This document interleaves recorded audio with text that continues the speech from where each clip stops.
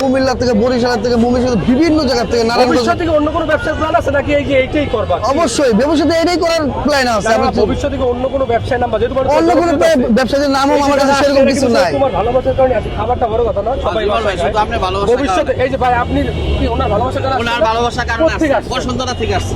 প্রয়োজন আপনি তো বাসায় খাবার খান, তারপর ওনার ভালোবাসার কারণে ভালোবাসার কারণে আসছে। ভবিষ্যতে তুমি কি ধরনের ব্যবসা বাণিজ্য করতে চাও যাতে মানুষ তোমার কাছে আসে?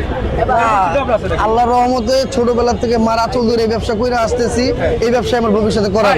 আপনি যে বসুন্ধরা থেকে আসছেন, যে খাবার যেটা আসছে কিরকম হয় আপনার? মানে অনেকে বলে ভিডিও দেখে এই যে এখন আজকে নিতে আসছে, আজকে নিতে আসছেন না, আজকে নিলে বুঝতে পারবেন কিরকম হয়। কিন্তু খাবার নেওয়ার উদ্দেশ্যে আসছে বসুন্ধরা থেকে আসছে। বসুন্ধরা থেকে। আচ্ছা ঠিক আছে, আমরাও চাই যে আপনি খাবারটা পান। জীবন ভাই নেক্সট কোনো খাবার আসছে কিন্তু বাইরে তুমি অবশ্যই অবশ্যই, এখন বহুত কাস্টমার আছে, মাল কম, অনেক অন্য জায়গায় দেশের অবস্থা খারাপ দেখে মাল খুবই কম আসতেছে। মানে বিয়ের সাথে আরো বিয়ার সাথে খুবই কম হইতেছে। আগে মনে করেন মাল ব্যান পুরো ভরা থাকতো, এখন মালই পাই না।